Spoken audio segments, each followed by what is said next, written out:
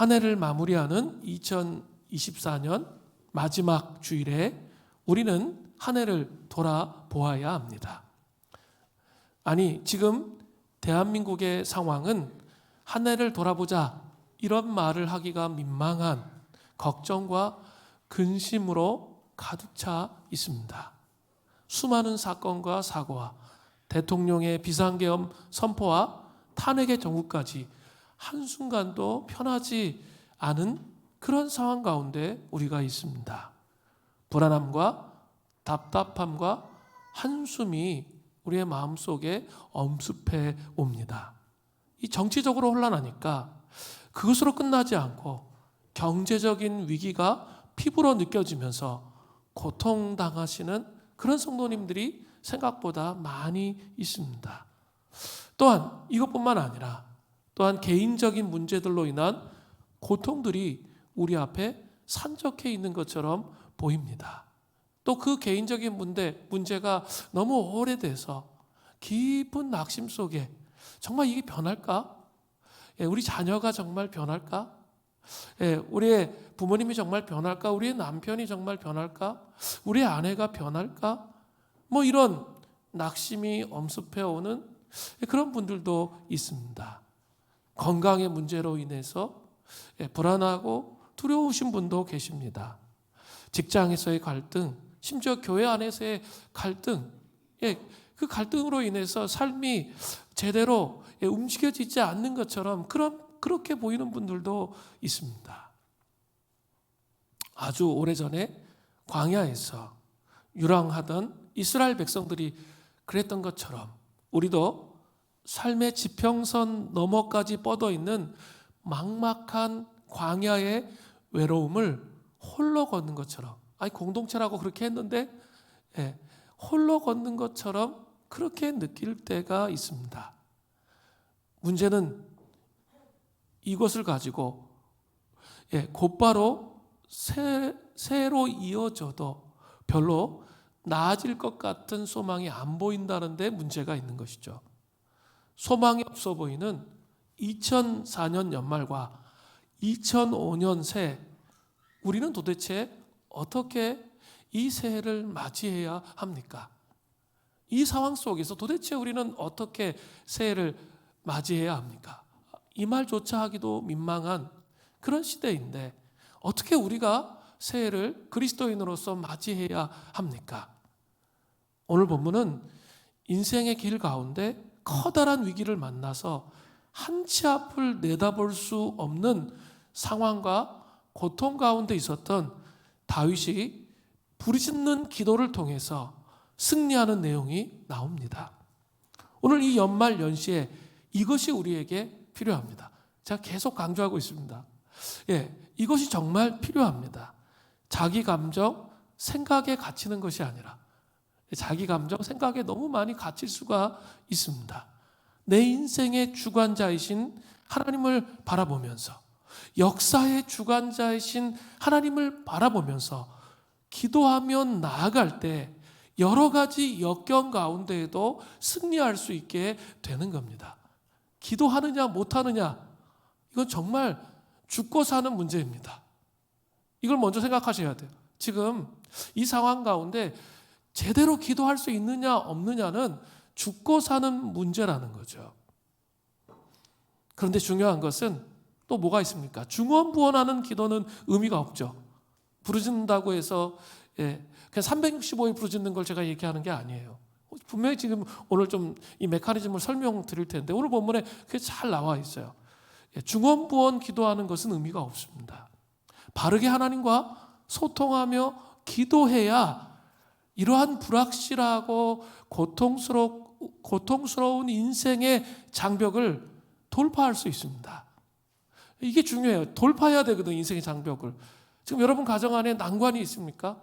우리 아이들은 시대때때로 막 변하기 때문에 어느 날은 기도 응답 받아서 너무 좋았는데 그 다음날 보면 또 애가 이렇게 완전히 밑으로 훅 가라앉아가지고 그럼 또 낙심되고 이걸 반복하거든요.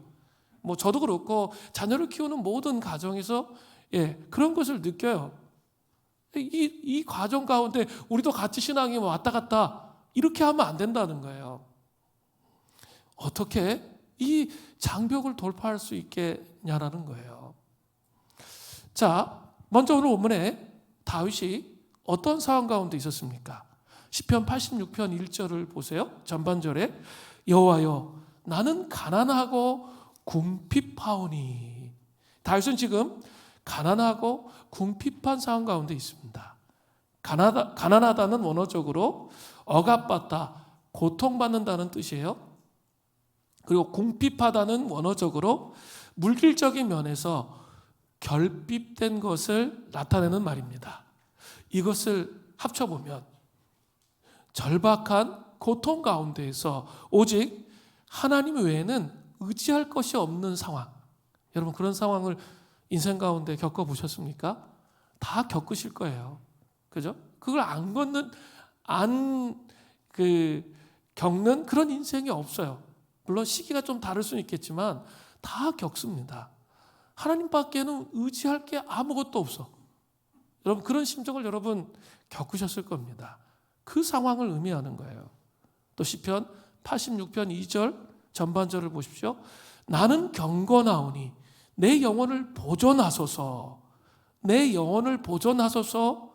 이것은 표준 세번역 성경으로 보니까 목숨을 지켜주십시오 이런 뜻이에요. 그러니까 목숨이 매우 위태로운 상황 가운데 있다는 것을 알 수 있어요. 그죠? 하나님밖에 의지할 수 없는데 목숨도 위태로워. 또 시편 86편 13절 후반절을 보세요. 내 영혼은 깊은 수월에서 건지셨음이니이다. 수월은 이스라엘 사람들이 죽은 자의 처소로 생각했던 공간이에요. 그러니까 거의 죽음을 체험할 정도의 상황. 어쩌면 너무 고통스러워서 식음을 전폐해야 되는 그런 상황이 있죠. 먹고 싶어도 안 넘어가는 밥이. 그런 상황일 수 있습니다. 지옥의 고통이 자기의 삶 가운데 찾아온 것이죠. 또 시편 86편 14절을 보십시오. 하나님이여 교만한 자들이 일어나 나를 치고 포악한, 표준세번역 보니까 난폭한 자의 무리가 내 영혼을 찾아 싸우며 자기 앞에 줄을 두지 아니하였나이다. 교만한 자와 난폭한 자들은 구체적으로 누구인지 모르지만 그들은 다윗을 매우 괴롭히고 있는, 다윗의 마음과 심정을 정말 막 흔들어 놓는 그런 사람입니다. 거기에다가 그들은 자기 앞에 줄을 두지 아니하는 그런 사람들입니다. 이것은 마음이 하나님의 존재를 부인하는 것뿐만 아니라 모든 행위 가운데 하나님을 멸시하는 그런 사람을 의미합니다. 다윗은 구체적으로 어떤 상황인지 모르지만 총체적인 위험과 불안한 상황을 경험하고 있습니다. 미래가 어떻게 될지 전혀 알 수 없는 그런 상황이에요. 너무나 고통스러운 상황이죠. 이것은 사무엘상 1장에 나오는 한나의 고통과 불안과 상통해요. 한나에게 가장 우선적인 고통과 불안은 아이를 원해요. 그런데 아이가 생기지 않는 고통이에요. 불임의 고통. 우리 공동체에 그런 고통을 겪는 형제자매들이 있습니다. 그러나 한나의 고통과 불안은 거기에서 끝나지 않습니다. 자신의 고통과 불안을 이용해서 자기를 괴롭히는 대적 분인나 때문에 그렇습니다. 인생을 살다 보면 내가 결핍, 약점으로 인해서 고통, 불안을 당하는 것보다 그것을 가지고 조롱하는 주변 사람들로 인해 고통과 불안이 훨씬 더 커진다는 사실을 경험하게 됩니다. 대인관계가 그럴 때는 대인관계가 더욱 우리를 힘들게 합니다. 아니 이렇게 상처받더라도 믿음으로 사람들에게 나가라고 제가 얘기하는데 자꾸 못하는 거예요. 움찔거리게 되는 거죠. 그 상처가 나를 움츠리게 만듭니다. 어찌할 바를 모르게 합니다. 그런데 한나에게는 한 가지 더 큰 고통과 불안이 있었습니다. 그것은 그 당시 사람들이 가지고 있었던 하나님에 대해서 오해에서 비롯된 고통과 불안이었습니다. 여자가 임신하지 못하는 것은 하나님의 저주를 받아서 그렇게 된 것이라는 왜곡된 생각입니다. 이런 상황에 있었기 때문에 아이가 생기지 않는 것과 분인나가 괴롭히는 것은 그 다음 문제예요. 이것과 비교할 수 없을 정도의 큰 아픔과 고통과 불안은 나는 하나님께 버림받았어. 하나님은 내 기도를 들으시지 않아. 하나님이 전능하시다면 왜 이런 상황을 빨리 회복시켜 주지 않는 거야? 라고 생각하면서 낙심하는 거죠. 우리의 자녀의 모습을 보면서 지금 상황을 보면서 낙심하는 거예요. 낙심의 깊은 터널 안으로 들어가는 거죠. 이게 정말 무서운 거예요. 낙심의 깊은 터널 안으로 들어가는 거죠. 인생의 고난의 문제가 해석되지 않으면 그때부터 어떻게 합니까? 방황이 오죠. 신앙생활에 회의가 옵니다. 그리고 좌절되게 되죠. 또 교회에서 또 사람에게 상처받은 문제가 해결되지 않을 때, 여러분 잘 아셔야 돼요. 교회는 인간들이 모여있는, 연약한 죄 많은 인간들이 모여있는 공동체입니다. 최선을 다해서 하나님 앞에 나아가고 하나님의 역사하심을 바라지만 죄된 본성을 갖고 있단 말이에요. 그러니까 이렇게 방심하게 될 때, 타락한 본성에 의해서 방심하게 될 때 어때요? 저도 마찬가지고 죄된 본성이 일어나는 거죠. 공동체도 마찬가지입니다. 아무리 성령 충만해도 여러분이 저를 위해서 정말 많이 기도해 주셔야 돼요. 아무리 성령 충만해도 사람이 지칠 때가 있잖아요. 그리고 좀 이렇게 브레이크가 걸릴 때가 있어요. 좀 쉬고 싶다. 그럴 때 있죠. 특히 제가 공동체를 위해서 파수하고 공동체에 나아갈 방향을 씨름하잖아요. 그럴 때 좀 쉬고 싶다 이런 마음이 들고 좀 이렇게 나도 좀 편하게 하고 싶다 이런 마음이 저도 들어요. 인간인지라. 그럴 때 있죠. 마귀가 틈을 탑니다. 딱 그런 생각이 들 때 마귀가 공동체를 공격해요. 그때 방비할 수가 없어요. 제가 이 공동체를 잘 방비할 수 있도록 여러분 기도해 주셔야 돼요. 여러분의 책임이에요. 그것은.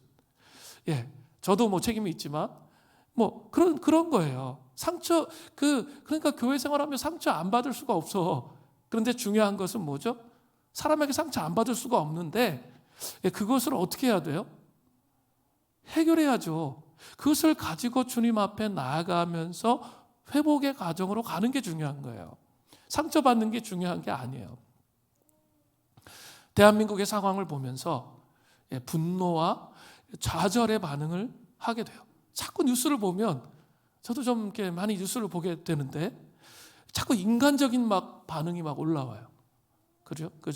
화가 나고 분노가 일어나고 이런 생각이 들면서 점점 신앙적인 패러다임이 이게 사그러들어요. 자, 이러한 상황 가운데 다윗은 자포자기하면서 하나님을 떠났습니까? 보통 많은 사람들이 그렇게 해요. 신앙인들이. 그런 상황이 오면 자포자기해. 그리고 그냥 신앙을 버려버려요. 그러나 다윗은 결코 그렇지 않았다는 거예요. 다윗이 선택한 것은 과연 무엇입니까? 바로 하나님께 부르짖는 간구예요. 자 보세요. 시편 86편 1절 후반절에 보세요. 주의 귀를 기울여 내게 응답하소서. 이게 그냥 이렇게 대충 읽으면 안 돼요. 정말 감정을 시니까 이입해야 돼요. 시편 86편 3절에 주여 내게 은혜를 베푸소서. 내가 종일 주께 부르짖나이다. 이렇게 크게 선포해야 돼요. 그렇게 기도했을 거예요. 시편 86편 6절부터 7절을 보세요. 여호와여 나의 기도에 귀를 기울이시고 내가 간구하는 소리를 들으소서. 나의 환난 날에 내가 주께 부르짖으리니 주께서 내게 응답하시리이다. 이렇게 다윗처럼 고통과 불안이 엄습하고 한치 앞을 내다볼 수 없을 때에는 부르짖어 간구할 수밖에 없습니다.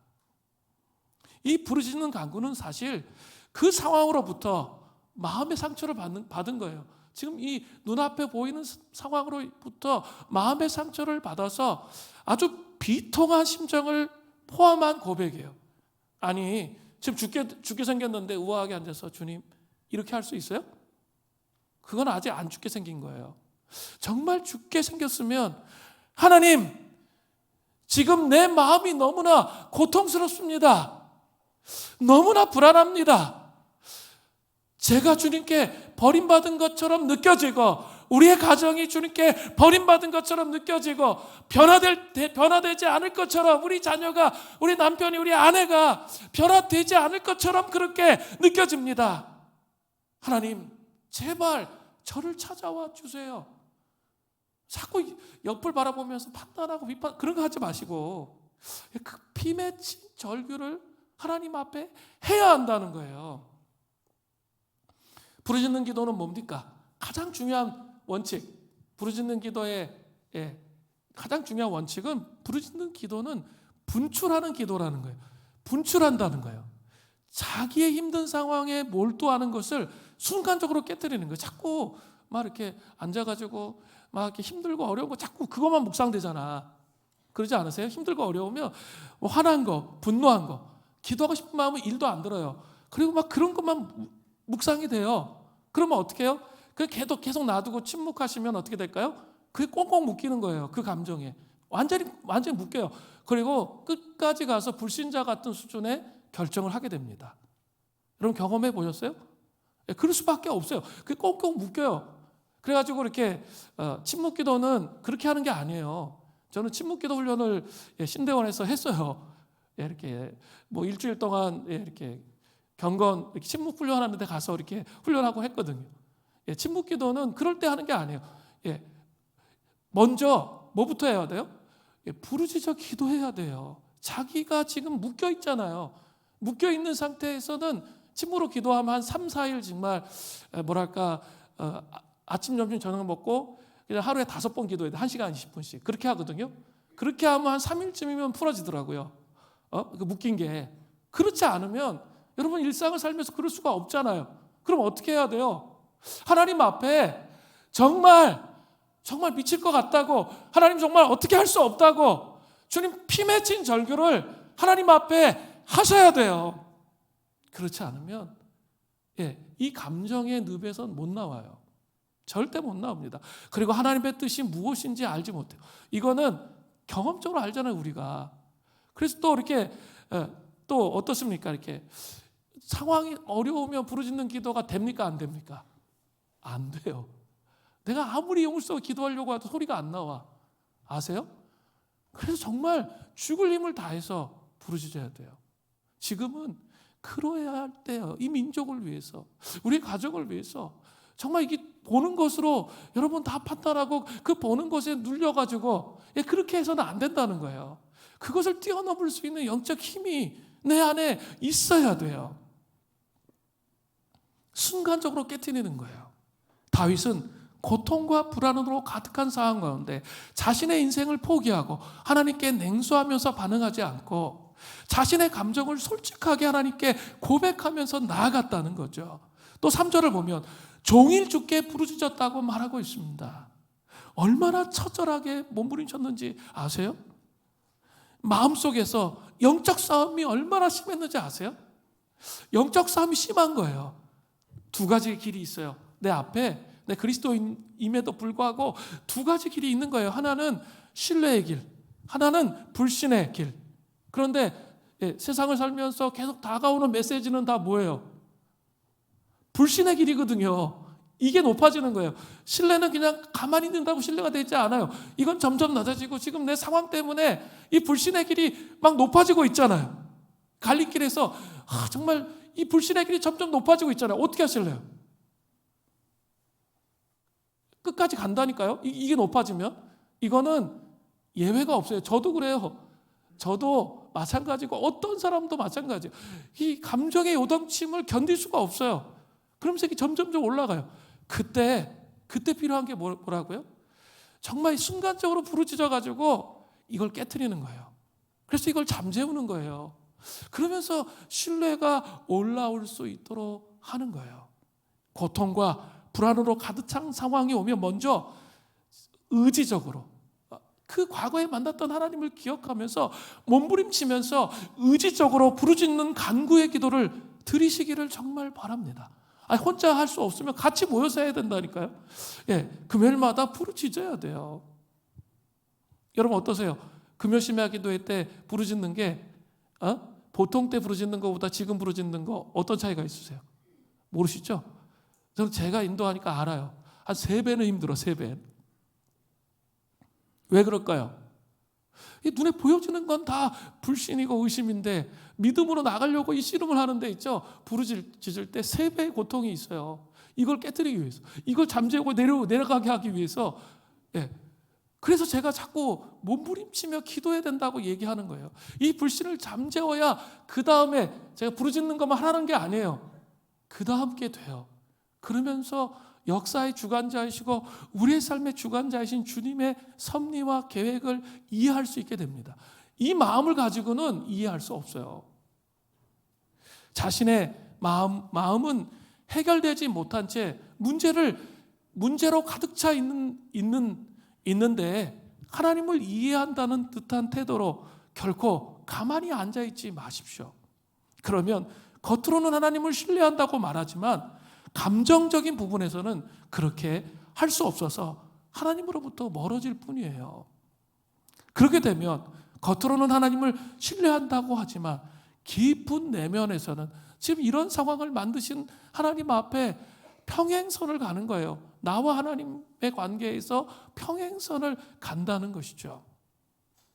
부르짖는 간구로 하나님과 소통되시는 은혜가 있기를 정말 간절히 바랍니다. 부르짖는 기도의 유익은 우리를 회개로 인도합니다. 회개로.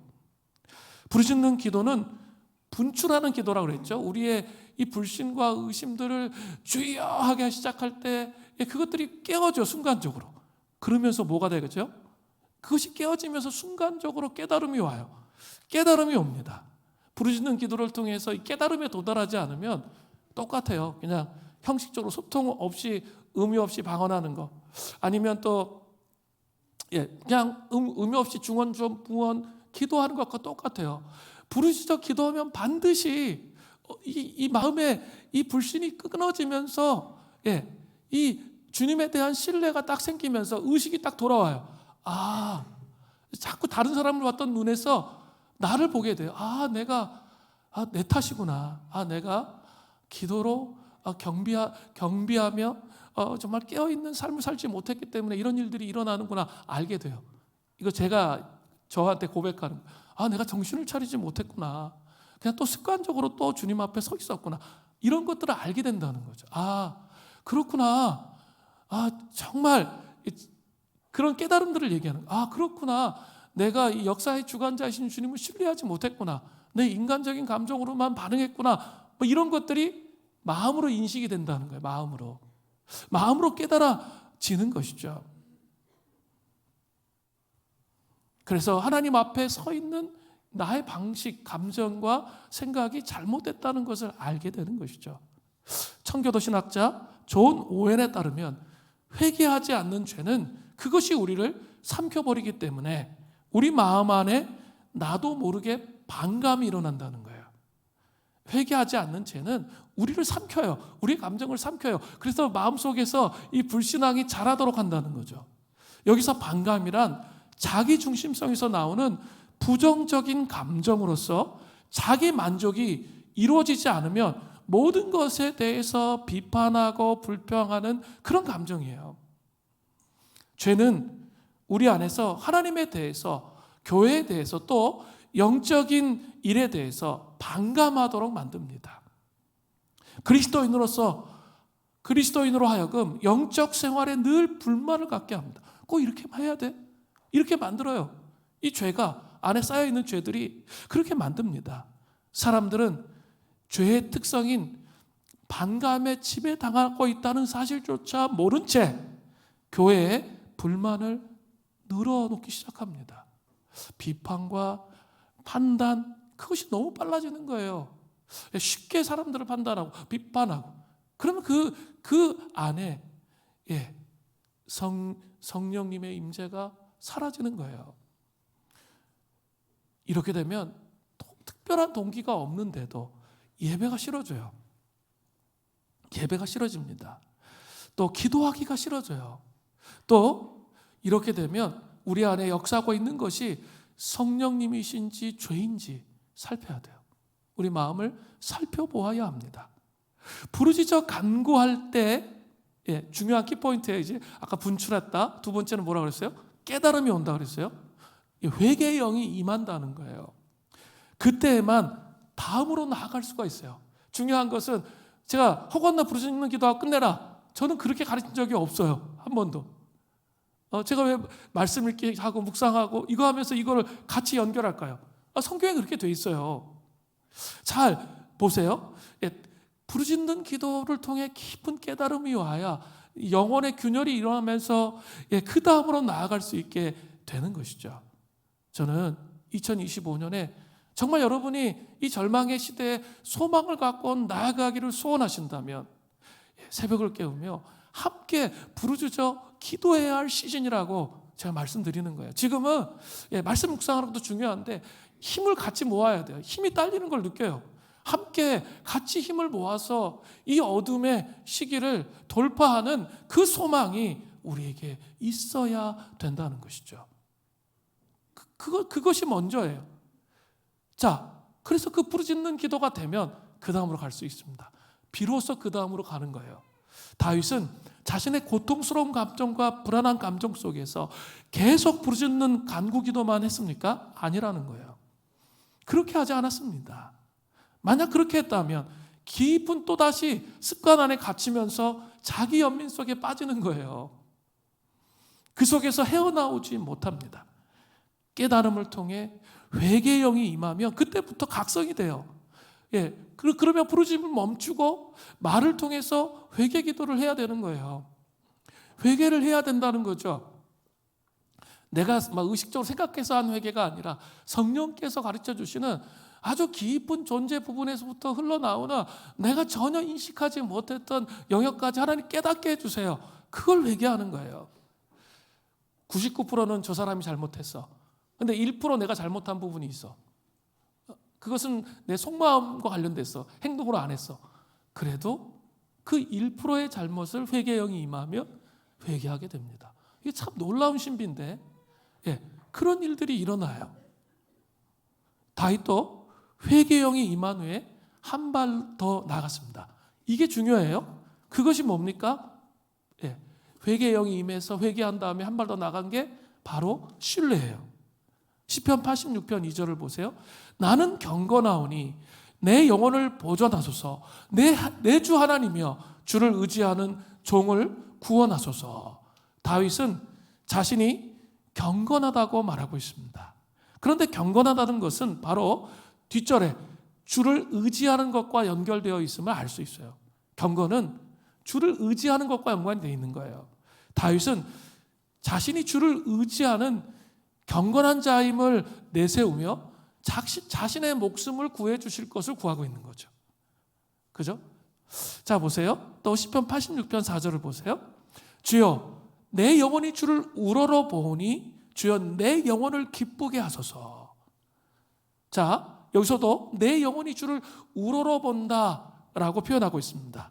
이것은 내 영혼이 하나님을 간절히 사모하여 집중된 마음으로 열망한다는 거예요. 자, 아까 신뢰와 불안, 이 불안이 높아지면 또 어떻게 해야 돼요? 또 부르짖어야 돼요. 이걸 낮춰야 돼. 회개의 영으로. 그러면서 이렇게 신뢰가 내 마음속에서 올라가면서 주님께 완전히 고정된 상태, 하나님을 신뢰할 수 있는 상태. 지금 상황이 하나도 바뀐 게 없어요. 아직 기도 응답 오려면 오늘 본문이 다 끝나도록 안 와요. 잘 아셔야 돼요. 아직 기도 응답이 온 게 아니에요. 기도 응답이 온 것이 아닌데 눈을 고정시키는 거죠, 하나님께. 그게 신뢰예요. 주를 의지하는 것과 주님께 눈이 고정된다는 것이 무엇입니까? 그것이 주님에 대한 신뢰예요. 주님에 대한 신뢰는 무작정 그냥 되지 않습니다. 그렇다면 어떻게 그 신뢰가 가능합니까? 하나님의 성품을 자신의 삶을 통해서 깊이 깨달은 경험이 있어야 더 깊이 신뢰할 수 있게 되는 거죠.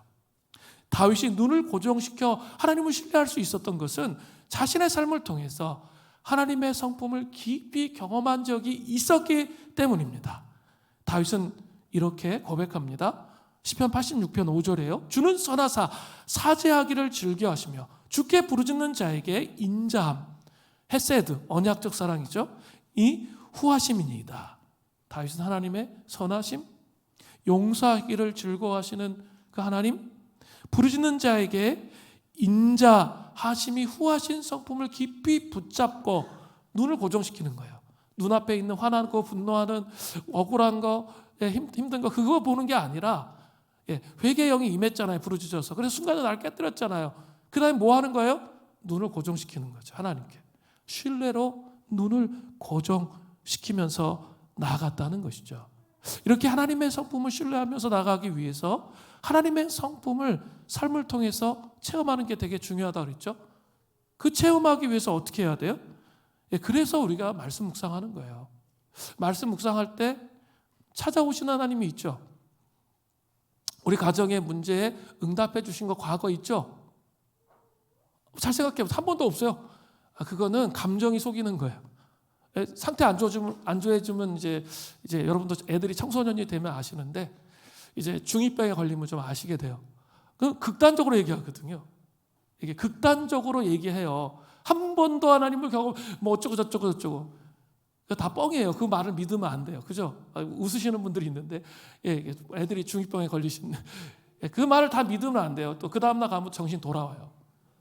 애들이 그렇거든요.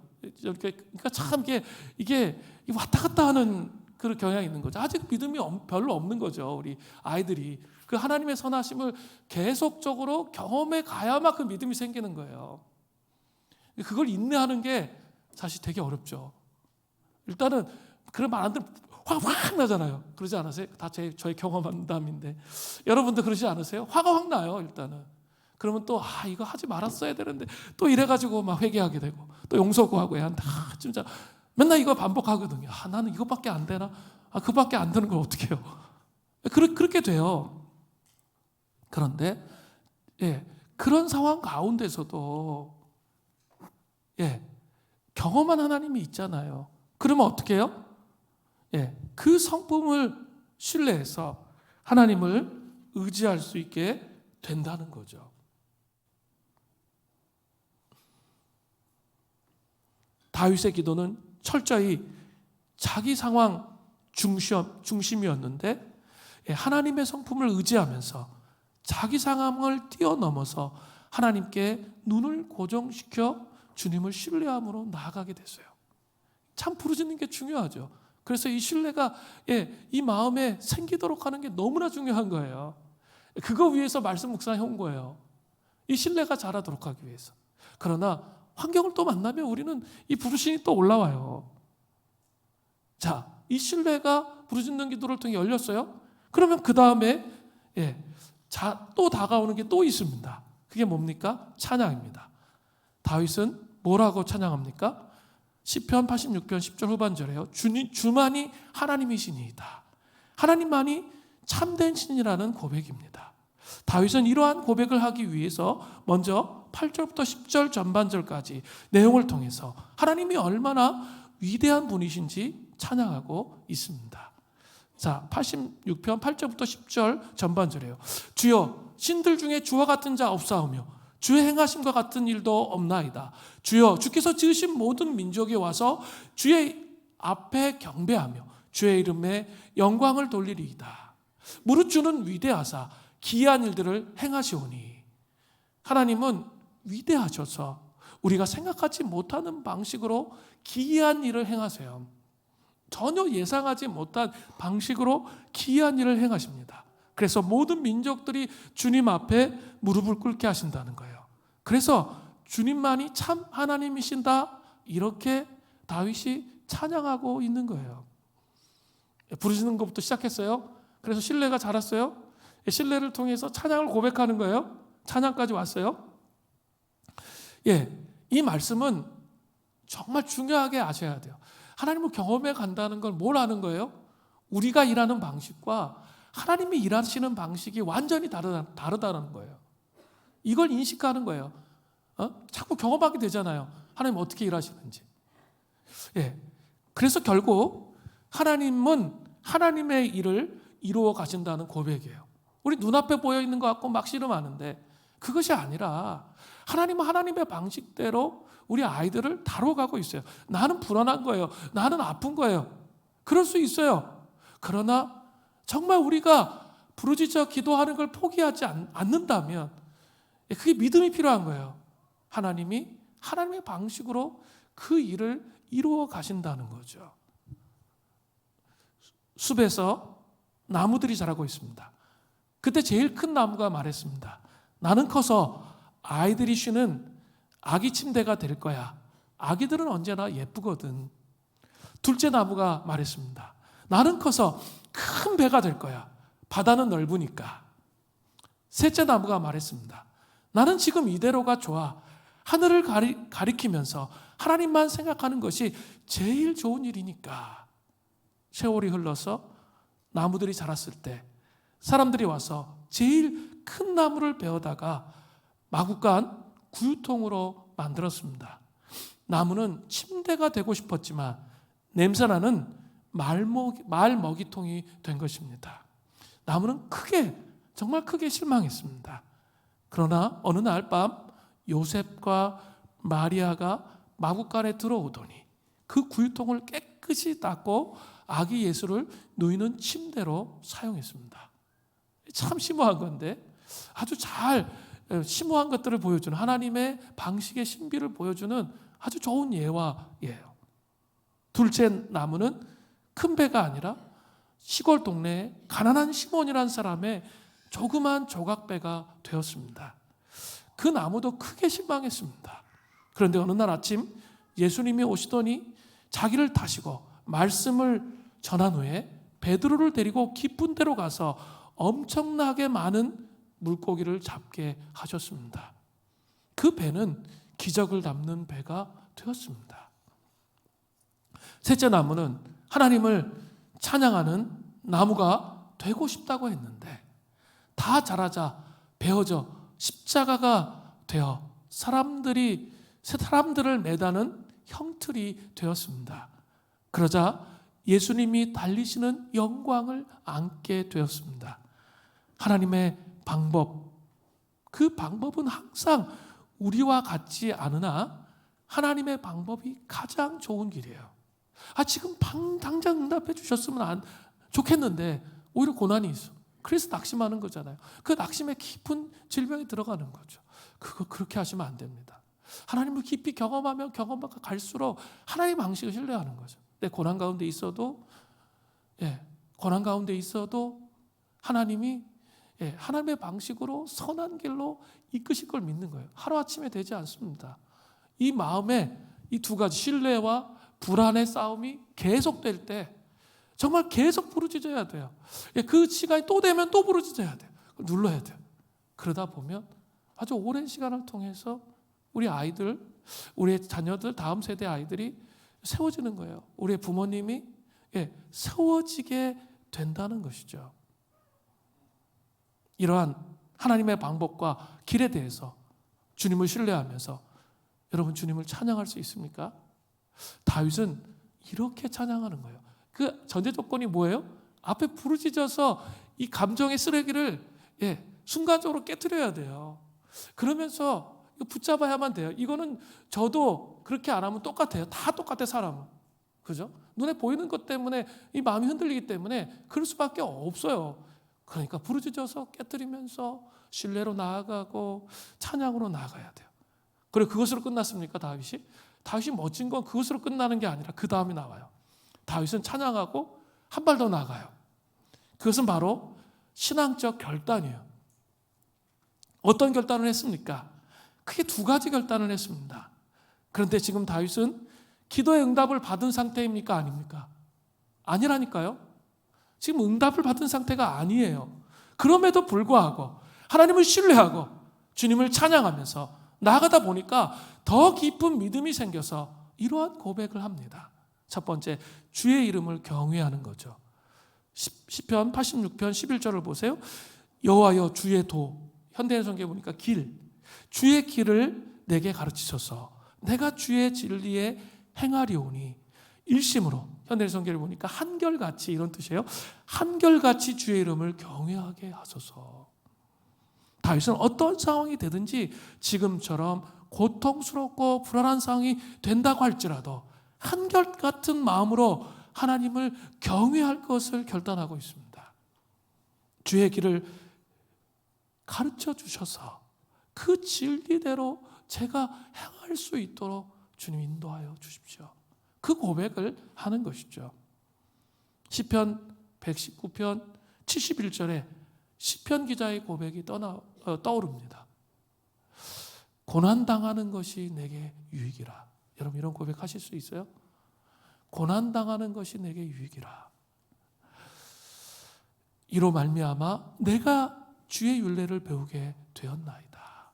고난당하는 것이 내게 유익이라는 고백은 사실 이 다윗의 고백입니다. 다윗은 이것을 통해 결국 하나님을 더 경외하게 된 거죠. 중요한 것은 고난만 받으면 안 돼요. 그러면 진짜 억울해 죽어요. 고난만 당하고 인생이 끝나면 여러분 그렇게 되시면 안 돼요. 예, 그럼 너무 억울해요. 이 고난 받은 게 진짜 유익이 되어서 여러분이 그것을 돌파하고 승리하는 그런 상까지 가야 돼요. 기도의 응답까지 가야 돼요. 호두 농사를 짓는 농부가 하나님을 찾아가서 이렇게 부탁했습니다. 저에게 1년만 날씨를 맡겨주십시오. 딱 1년 동안 제 뜻대로 날씨를 바꿀 수 있게 해주십시오. 농부가 하도 간곡하게 사정하는 바람에 하나님은 그가 1년 동안 날씨에 대해서 조종할 수 있도록 허락해 주셨습니다. 그가 햇빛을 원하면 해가 나타났고 비가 내리기를 원하면 비가 왔습니다. 예. 또 호두알을 떨어뜨리는 바람과 천둥도 없었습니다. 마침내 가을이 왔습니다. 호두 농사는 대풍년이었습니다. 농부는 기쁨에 들떠서 호두 하나를 먹으려고 깨뜨려 보았습니다. 알맹이가 하나도 없는 거죠. 농부는 빈 껍데기 호두를 가지고 어찌된 일이냐고 따졌습니다. 그러나 하나님은 빙그레 웃으시면서 말씀하셨습니다. 고난이 없는 것에는 알맹이가 없는 법이란다.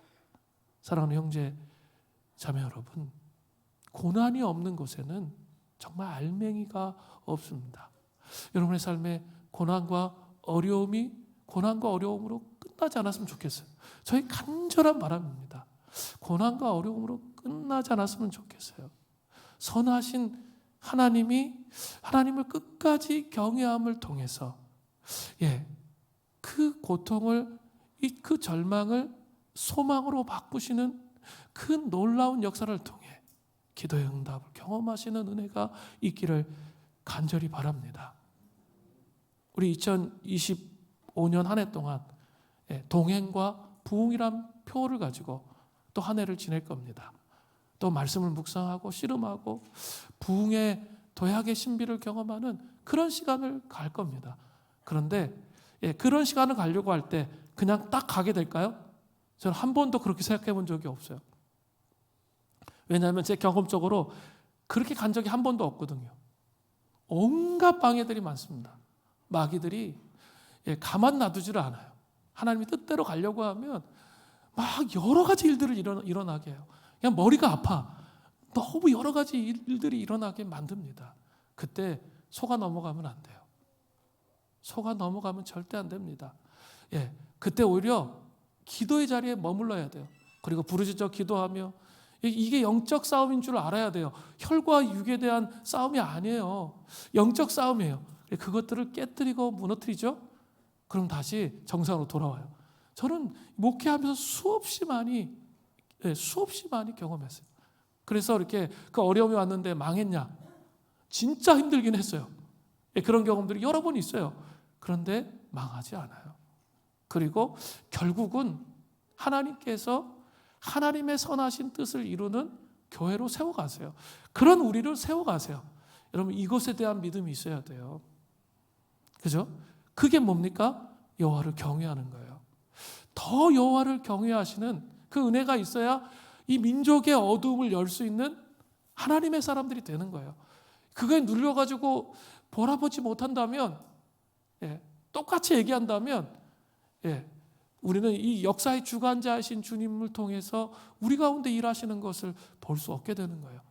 그게 다른 점이에요, 우리가.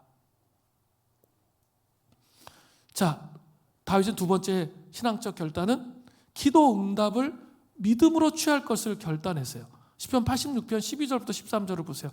주 나의 하나님이여, 내가 전심으로 주를 찬송하고 영원토록 주의 이름에 영광을 돌리오리니 이는 왜냐하면 내게 향하신 주의 인자하심이 크사 내 영혼을 깊은 수월에서 건지셨음이니이다.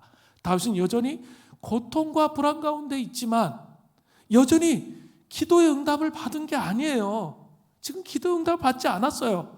그는 그러나 믿음으로 기도 응답을 취하는 거예요. 이거 되게 중요하거든요. 믿음으로 기도 응답을 취해요. 13절에 주의 인자하심이 크사 내 영혼을 깊은 수월에서 건지셨음이니이다. 우리 가정을, 우리 직장 생활 속에서 또 교회 생활 속에서 이 민족 생활 속에 민족 가운데 깊은 수월에서 우리를 건지셨나이다 라고 고백하는 거죠. 다윗은 이렇게 믿음으로 기도 응답을 취한 것, 그건 정말 놀라운 일이에요. 이 또 안 돼. 그럼 어떻게 해야죠? 또 앞으로 가야지 뭐. 그래서 뭐부터 해야 돼요? 부르짖어야죠. 그래서 이 마음의 불신과 불안을, 정말 이 불신과 불안을 목숨 걸고 기도해야 돼. 깨트려야 돼. 그래서 신뢰가 자라고 또 찬양이 있고, 그래서 하나님을 경외하는 그 의지적 결단이 나와야 돼요.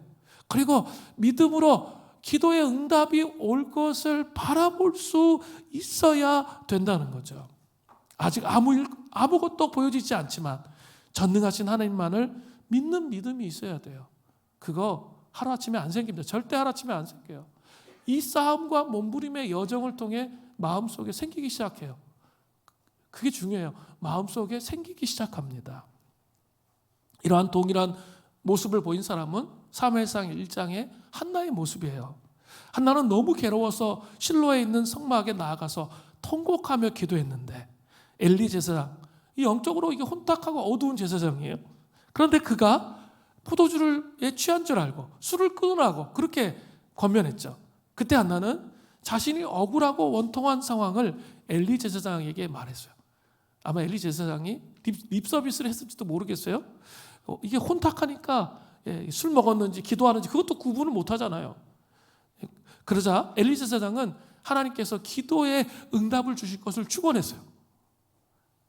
근데 놀라운 것이 한나의 태도예요. 한나의 태도입니다.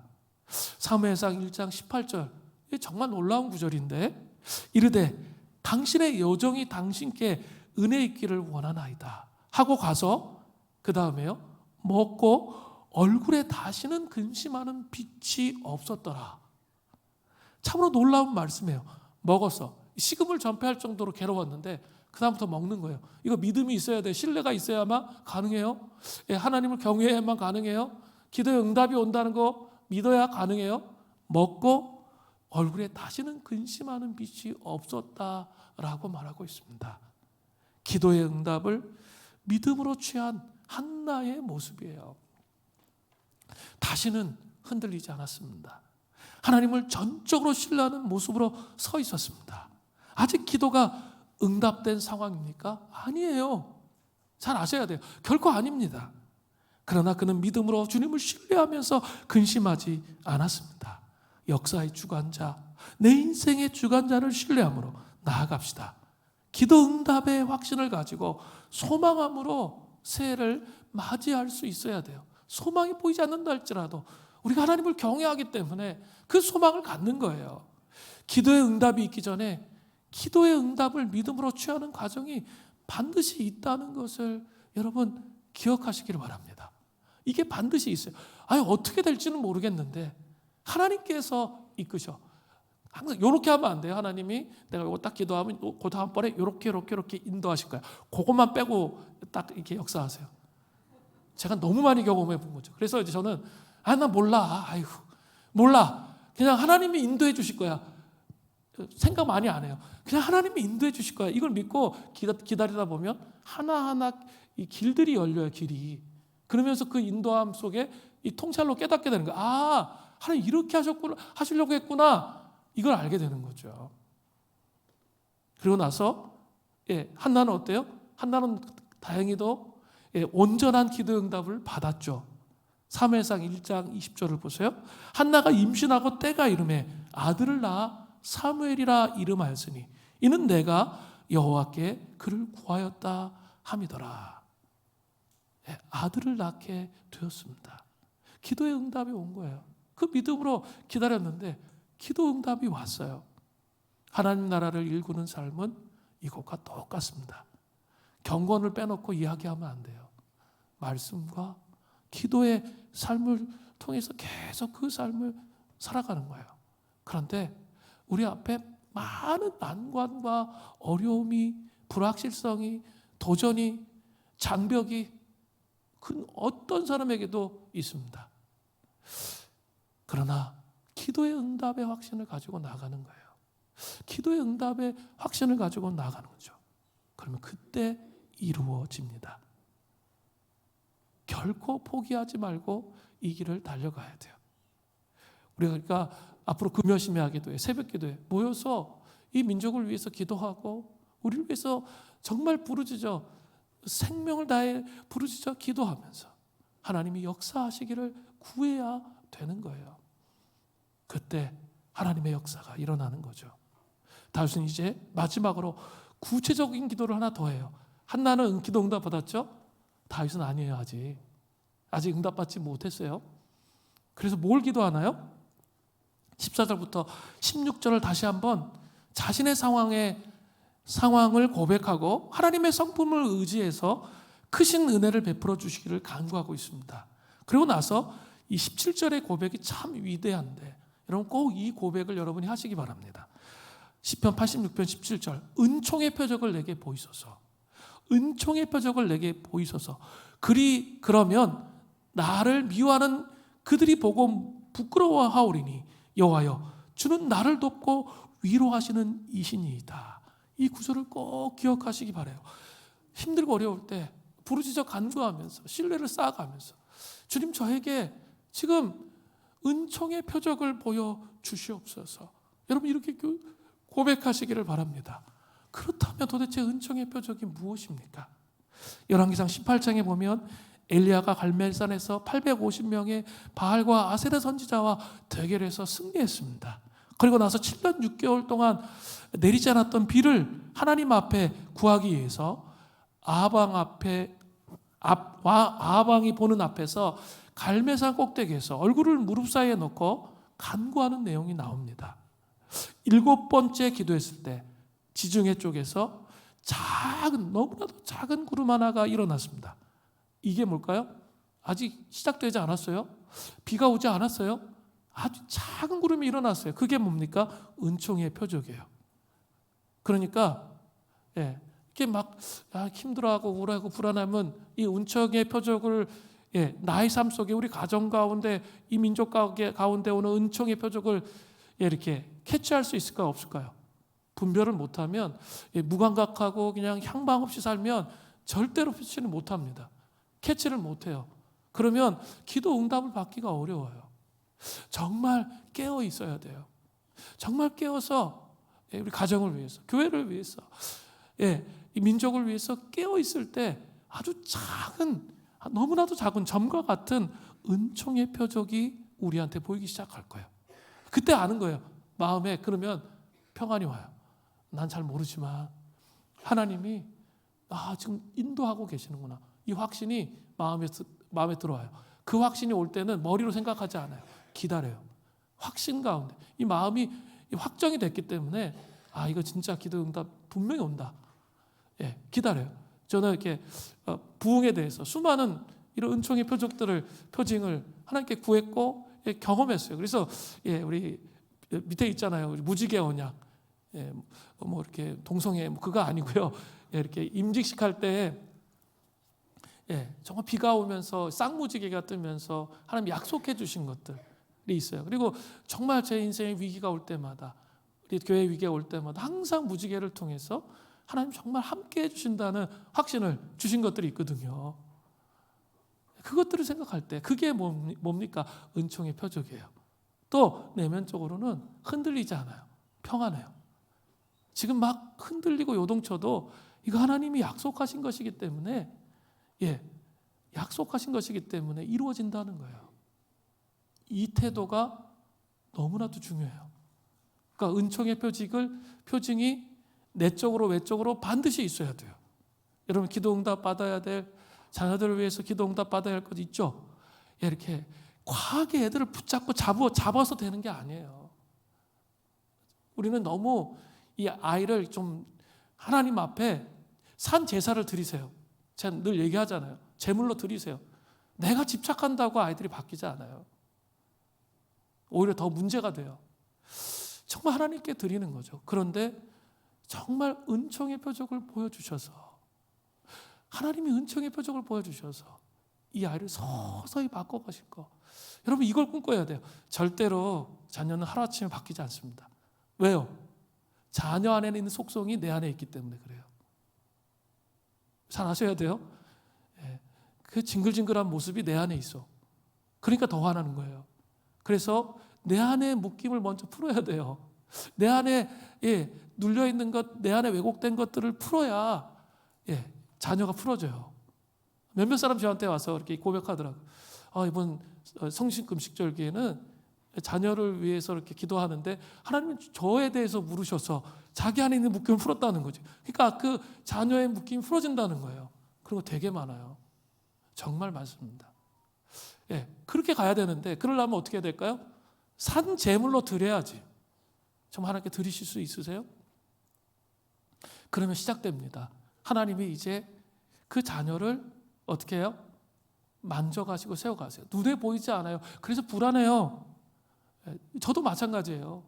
눈에 보이지 않아요. 불안해요. 좀 잘 됐으면 좋겠는데 불안해요. 또 멀리 있잖아. 그게 더 그래. 좀 제대로 하고 있나 안 하고 있나 막 감시할 수도 없고 여기서처럼 멀리 계신 분들 좀 계시잖아요. 더 불안하잖아요.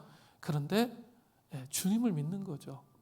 주님의 선하심을 믿는 거예요. 지금 뭐 애가 힘들고 어려워도 그거에 반응하면 안 돼요. 하나님의 선하심을 여러분 정말 꼭 믿으시기 바라요. 이제 우리 공동체 이제 청소년들이 너무 많아졌기 때문에 여러분이 앞으로 겪으실 일들을 얘기해 드리는 거예요, 미리. 그리고 그 경험들, 그것들을 통해서 진짜 여러분이 하나님의 사람이 되는 거예요. 여러분의 가정이 열매 맺히는 거예요. 생각보다 이 세상이 너무나 많이 타락해 있어요. 이 중고등부, 청소년부 아이들의 삶 자체가 이 감각적이고 음란하고 폐역하고 너무 많이 타락해 있어요. 그 상황 속에 우리 아이들이 살아가고 있어요. 정말 하나님의 보호하심과 하나님의 역사가 없으면 우리 아이들이 제대로 성장하기가 불가능해요. 정말 하나님의 손에 상처받더라도 어렵더라도 하나님의 손에 진짜 맡길 수 있어야 돼요. 자, 이해되셨어요? 정말 하나님의 손에 우리 수림교회 성도님들은 정말 하나님의 손에 맡기세요.